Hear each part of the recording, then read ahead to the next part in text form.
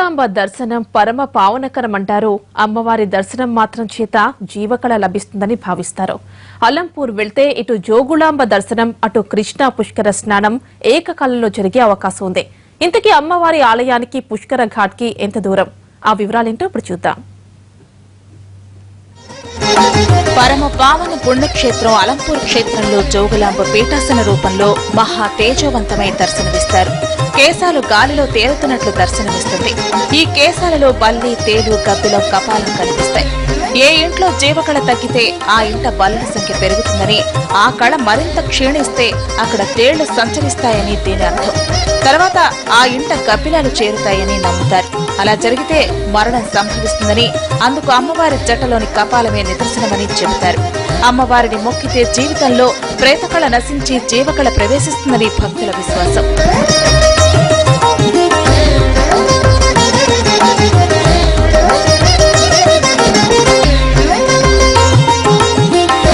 అలంపూర్ జోగులాంబ ఆలయానికి బస్సు, రైలు మార్గాల్లో చేరుకోవచ్చు. హైదరాబాద్ నుంచి కర్నూలు వెళ్లే బస్సులన్నీ అలంపూర్ మీదుగానే వెళతాయి. కర్నూలుకు కేవలం 12 కిలోమీటర్ల దూరంలో ఉంటుంది ఈ ఆలయం. రాష్ట్రంలోని అన్ని ప్రధాన పట్టణాల నుంచి కర్నూలుకు బస్సు సౌకర్యం ఉంది.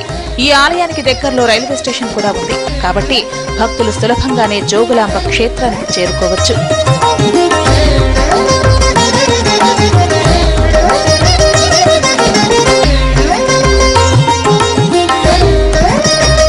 జిల్లాలో 179 కిలోమీటర్ల కృష్ణా పరివాహక ప్రాంతం ఉంది.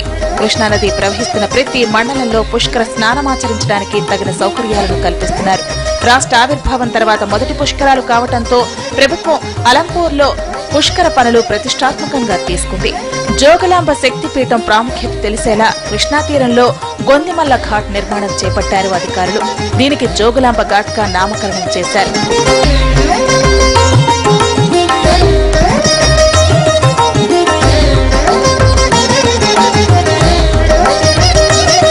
అలంపూర్ కి తెలంగాణతో పాటు ఏపీ, కర్ణాటక నుంచి కూడా భక్తజనులు వచ్చే అవకాశం ఉంది. జిల్లా వ్యాప్తంగా 52 ఘాట్ల నిర్మాణం చేశారు. ఘాట్ల దగ్గర రద్దీని బట్టి షాద్ నగర్ నుంచి ట్రాఫిక్ నియంత్రణ చేసేలా ప్రణాళికలు రచిస్తున్నారు. అంతేకాదు, ఘాట్లకు వెళ్లే రహదారుల్లో ట్రాఫిక్ ఎలా ఉందో FM రేడియో ద్వారా ఎప్పటికప్పుడు తెలిసేలా చర్యలు తీసుకుంటున్నారు. ఘాట్ల వివరాలు తెలిసే విధంగా ప్రత్యేక హోర్డింగ్లు ఏర్పాటు చేస్తున్నారు.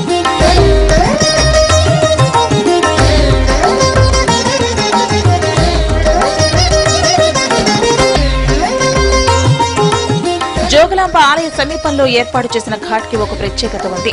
అలంపూర్ క్షేత్రానికి 8 కిలోమీటర్ల దూరంలో ఉంటుంది గొందిమల్ల. ఈ గ్రామంలో వీఐపీ ఘాట్ ఏర్పాటు చేశారు. గొందిమల్ల గుట్టలపై గతంలో యురేనియం, బంగారం, వజ్రాల కోసం అన్వేషణ సాగిన దాఖలాలున్నాయి. ఇనుప యుగానికి చెందిన మట్టి దిబ్బ కూడా ఉంది ఇక్కడ. ఈ గ్రామం కృష్ణా, తుంగభద్ర నదుల మధ్య ఉంటుంది. మొదట ఈ ఊరు తుంగభద్ర నదీ తీరాన సంగమేశ్వర సమీపంలో ఉండేది. 80ల కాలంలో ఆంధ్రప్రదేశ్ ప్రభుత్వం శ్రీశైలం జలాశయం నిర్మించే సమయం అది. గ్రామాన్ని ఇక్కడి నుంచి తరలించారు. కొత్త గ్రామాన్ని నిర్మిస్తుండగా రైతులు తమ పొలాలకు దగ్గరలో ఇళ్లు నిర్మించుకోవడంతో గ్రామం రెండుగా చెల్లింది. ఈ 2 గ్రామాలను కలిపి గొందిమల్లగా పిలుస్తారు. ప్రస్తుతం గొందిమల్ల ఘాట్ లో సీఎం కేసీఆర్ పుష్కర స్నానం ఆచరిస్తారు. దీంతో ఈ ఘాట్ లో ప్రత్యేక సదుపాయాలు ఏర్పాటు చేస్తున్నారు.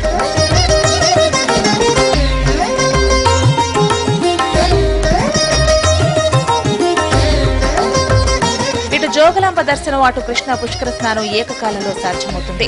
కాబట్టి అలంపూర్ దగ్గరలో ఉన్న గొందిమల్ల ఘాట్ లో పుష్కర స్నానం చేయడం ఎంతో పుణ్యప్రదంగా భావిస్తున్నారు భక్తజనులు. బిరబిరా కృష్ణమ్మ పరుగులెడుతుంటే పరివాహక ప్రాంతం పుష్కర శోభతో అలరారుతోంటే, ఎటు చూసినా భక్తి పారవస్యం పొంగి పొర్లుతోంటే, ఇటు ఆధ్యాత్మికం, అటు ఆహ్లాదం వెళ్లి విరుస్తోంటే, ఇది ఈ 12 రోజుల పాటు కృష్ణా పరివాహక ప్రాంత వైభవం. కృష్ణా తీరంలోని అత్యంత ముఖ్యమైన సోమశిల లలిత సోమేశ్వర స్వామి ఘాట్ ని చూసొద్దాం పదండి. కొండల మధ్య నుంచి పారుతున్న కృష్ణానది అందాలు, చుట్టూ ప్రకృతి సోయగాలు. ఇక్కడ వెలసిందే చాళుక్యుల కాలం నాటి 14 ఆలయాల సముదాయం. సోమశిలలోని లలిత సోమేశ్వర స్వామి వారి ఆలయం.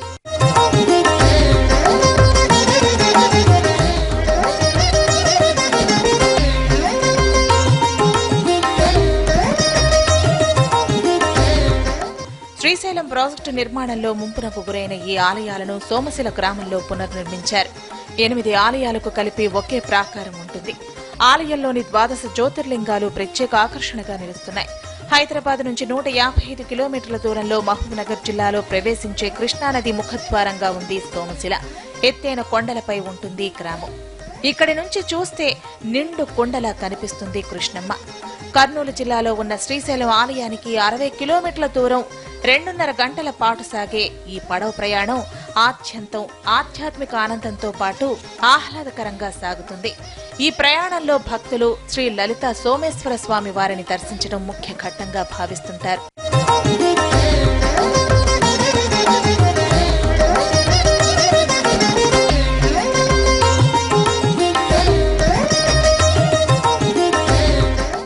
ఈ ఆలయంలో లలితా సోమేశ్వరులతో పాటు శ్రీచక్ర సహిత లలితాంబిక, బెలం కామాక్షమ్మ, శ్రీ ఆంజనేయ స్వామి ఆలయాలుంటాయి. 1000 సంవత్సరాల చరిత్ర కలిగిన ఆలయం లలితా సోమేశ్వర స్వామి ఆలయం. కొలిచిన వారికి కొంగు బంగారమై భక్తులకు దర్శనమిస్తుంటాడిక్కడి దేవుడు. అంతేకాదు ఈ ప్రాంతంలో సంగమేశ్వరుడి దర్శనానికి సైతం అవకాశం ఉంది. శ్రీశైలం ప్రాజెక్టు పూర్తయిన తర్వాత సంగమేశ్వరుణ్ణి అక్కడి నుంచి తొలగించి సోమశిల గ్రామంలో పునర్నిర్మించారు. ఇక్కడ ప్రధానంగా తుంగ, భద్ర, కృష్ణ, వేణి, భీమ, మలాపహ, భవనాసి అనే 7 నదులు ప్రవహిస్తాయి. 7 నదుల సంగమం కాబట్టే ఈ శివుణ్ణి సంగమేశ్వరుడిగా కొలుస్తారు. సంగమేశ్వర స్నానం 1,000,000 జన్మల పాపాలను హరిస్తుందన్న నమ్మకం భక్తజనులది. దీంతో పుష్కర స్నానాలు ఆచరించడానికి భక్తులు పోటెత్తే అవకాశం ఎక్కువ. దీనికి తోడు విఐపి ఘాట్ కూడా ఉండటంతో ఈ రద్దీ మరింత ఎక్కువ కావచ్చని అంచనా వేస్తున్నారు.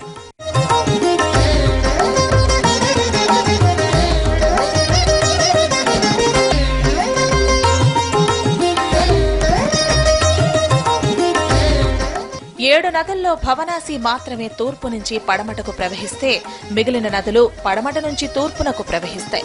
ఈ నదులన్నీ శ్రీశైలాన్ని తాకుతూ ప్రవహించి సముద్రంలో కలిసిపోతాయి. కదా రెండు వైపు ఎత్తైన కొండలు, చుట్టూ పచ్చదనం, ఆ 2 కొండల మధ్య గలగలా పారుతున్న కృష్ణమ్మ. మొత్తంగా ఇక్కడికి సోమశిలకు వస్తున్నటువంటి భక్తులకు కృష్ణానది పుణ్యజలాల స్నానంతో పాటు ప్రకృతి సోయగాలను కూడా అందిస్తోంది. రారమ్మని తెలంగాణ ప్రేమికులందరినీ కూడా పిలుస్తోంది. అయితే సోమశిలకు చుట్టూ ఉన్నటువంటి ప్రాంతంలో ఇటు కర్ణాటక బార్డర్, అదేవిధంగా రాయలసీమ, మరోవైపు ఇటు తెలంగాణ, ఈ 3 ప్రాంతాల నుంచి కూడా భక్తులు ఎక్కువ సంఖ్యలో ఇక్కడికి వచ్చే అవకాశం ఉంటుంది.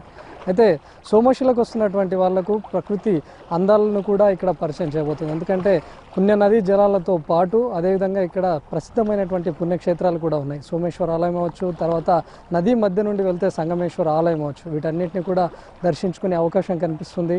అదేవిధంగా ఈ సోమశిలలో ఉన్నటువంటి పుష్కర ఘాట్లో స్నానం చేసిన తర్వాత ఈ పుష్కర ఘాట్ సమీపంలో ఉన్నటువంటి సోమేశ్వర ఆలయంలో జ్యోతిర్లింగాలు కూడా ఉన్నాయి. ఇవి చాలా ప్రసిద్ధి అని చెప్తున్నారు. అదేవిధంగా సోమశిల పుష్కర ఘాట్లో సప్తనది సంగమంగా కూడా దీనికి పేరుంది. ఎంతో ఘన చరిత్ర ఉన్న ఆలయాన్ని పరీక్షించాలన్న ఉద్దేశంతో సోమశిల ఆలయ నమూనా తయారు చేశారు. ఆనాడు ధర్మరాజు ప్రతిష్ఠించిన వేపదారువుతో చేసిన శివలింగం ఇక్కడి ప్రత్యేకత. భీముడు కాశీ నుంచి తెచ్చిన శివలింగం భీమలింగం సైతం పూజలందుకుంటోంది ఇక్కడ. ఇంత నీటి ప్రవాహంలో ఉన్న వేపదారువు నీటికి చెక్కు చెదరకపోవడం విశేషం. నీటి ప్రవాహం తగ్గిన వెంటనే భీమలింగాన్ని దర్శించుకోవడానికి పోటెత్తుతారు భక్తజనులు. పూర్వజన్మ పుణ్యఫలం ఉంటే తప్ప సంగమేశ్వర దర్శనం కాదని నమ్ముతుంటారు. గర్భాలయంలో లలితాదేవిని, విఘ్నేశ్వరుని సైతం దర్శించుకోవచ్చు. నదీ విహారం అంటే గోదావరి నదిని ప్రధానంగా చేసుకున్న పాపికొండలు గుర్తుకొస్తాయి. సోమశిల కూడా సరిగ్గా ఇలాగే ఉంటుంది. జలసిడ్ల గలగలలు, భక్తజనుల ఓంకార నాదాలు, ఈ రెండింటినీ ఏకకాలంలో చూసే అవకాశం కళ్లకు కడుతుంది. కృష్ణా పుష్కరాల సందర్భంగా ఇక్కడి పనులు ఎలా జరుగుతున్నాయో ఒకసారి చూద్దాం. కిలోమీటర్ల పొడవునా మెరిసిపోతూ కనిపిస్తుంది. తనను దర్శించడానికి వచ్చిన వాళ్లను మురిసిపోయేలా చేస్తుంది. ప్రకృతి కుంచిదిద్దిన అద్భుత చిత్తరువుగా కనిపిస్తుంది కృష్ణా పరివాహక తీరం. ఒకప్పుడు పోలీసులు, మావోయిస్టుల తుపాకులు ఘర్షించుకున్న ప్రాంతం ప్రస్తుతం పుష్కర శోభ సంతరించుకుంటోంది. తెలంగాణ ప్రభుత్వం పర్యాటక ప్రాంతంగానూ తీర్చిదిద్దాలని భావించి ఇక్కడ సదుపాయాలను ఏర్పాటు చేస్తోంది. దీంతో కృష్ణమ్మ అందాలను మరింతగా ఆస్వాదించే అవకాశం లభిస్తోంది. జిల్లాలో ఉన్న కృష్ణా పుష్కరాల్లో అత్యంత ప్రధానమైంది సోమశిల ఘాట్. ఇక్కడికి పెద్ద ఎత్తున భక్తులొస్తారని అంచనా వేస్తున్నారు. పుష్కర స్నానం చేసి లలిత సోమేశ్వరుని దర్శించుకుంటే పుణ్యప్రదమని భక్తుల నమ్మకం. దీంతో ఈ 12 రోజుల పాటు రద్దీ ఎక్కువగా ఉండేలా తెలుస్తోంది. కృష్ణా పుష్కరాల సందర్భంగా 1,20,00,000 రూపాయలతో 2 కిలోమీటర్ల మేర బైపాస్ రోడ్డు పనులు చేస్తున్నారు. ఘట్టాల దగ్గర గజ ఈతగాళ్ళు, మరి అదేవిధంగా బట్టలు మార్చుకునే మహిళలకు బట్టలు మార్చుకునే గదులు, మరి drinking water RO plants, electricity డిపార్ట్మెంట్లో అంత పూర్తిగా లైటింగ్ అంతా ఘాట్లలో రాత్రి కూడా ఉంచడము, మరి రోడ్లని బ్రహ్మాండంగా, అదేవిధంగా పిండ ప్రదానం చేసుకోవడానికి కూడా ప్రత్యేకంగా షెడ్స్ వేసి మరి బ్రాహ్మణులు కూడా ఏర్పాటు చేయడం జరిగింది. వారికి కూడా ఫిక్స్డ్ రేట్ కూడా ఫిక్స్ చేయడం కూడా జరిగింది. ఈ విధంగా ప్రతి విషయంలోనూ మరి గోదావరి పుష్కరాల అనుభవంతో ఇప్పుడు ఇంకా బాగా చేయడం జరిగింది. 25 ఎకరాల్లో పార్కింగ్ ఏర్పాటు చేస్తున్నారు. అంతేకాదు ఆరోగ్య కేంద్రాలను సైతం నిర్మించనున్నారు. తీర సుందరీకరణ, పాత ఘాట్లకు మరమ్మతులు, కొత్త ఘాట్ల నిర్మాణం, విద్యుత్ దీపాలు, పార్కింగ్, సెల్ టవర్లు, మహిళల కోసం ప్రత్యేక గదులు, గజ ఈతగాళ్లు, బారికేడ్లు, మరుగుదొడ్లు, కట్టుదిట్టమైన భద్రతా వ్యవస్థ, పెద్ద ఎత్తున రవాణా సదుపాయాలను కల్పిస్తున్నారు. దీంతో సోమశిల ప్రాంతం కొత్త శోభ సంతరించుకుంటోంది. పోయినసారి పుష్కరాల కన్నా ఈసారి భక్తులు అధికంగా వస్తారని అంచనా వేయటం వల్ల అందుకు తగిన విధంగా ఇక్కడి పరిసరాలను తీర్చిదిద్దుతున్నారు. నదిలో పుణ్యస్నానాలు చేయడానికి వీలు కాని వాళ్ల కోసం బోరు నీటితో స్నానం చేసేలా ఏర్పాట్లు చేస్తున్నారు. అంతేకాదు సోమశిల పుణ్యక్షేత్రానికి తగిన ప్రాచుర్యం కల్పించే విధంగా ఏర్పాట్లు చేస్తున్నారు. గురువు కన్యారాశిలో ప్రవేశిస్తున్న సమయంలో వస్తాయి కృష్ణా పుష్కరాలు. ఆగస్టు 12 నుంచి 23 వరకు 12 రోజుల పాటు ఈ సుజల స్రవంతిలో స్నానమాచరించి జన్మ సార్థకం చేసుకునేందుకు అశేష జనవాహిని కృష్ణమ్మను వెతుక్కుంటూ వస్తారు. ఈ గొందిమల్లని ఐడెంటిఫై చేసి ఇది ఫస్ట్ టైం ఇక్కడ మేము ఘాట్ తయారు చేస్తున్నాము.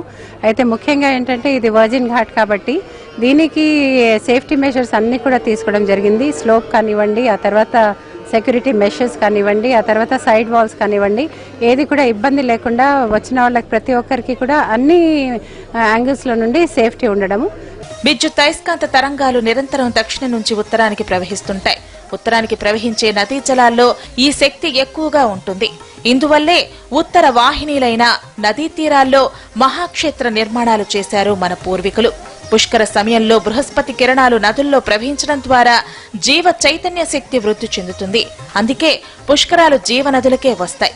ఇంత పరమార్థం దాగి ఉంది కాబట్టే మన వాళ్లు ఏ నదికి పుష్కరాలు జరిగితే ఆ నదీ తీరాన్ని వెతుక్కుంటూ వస్తారు.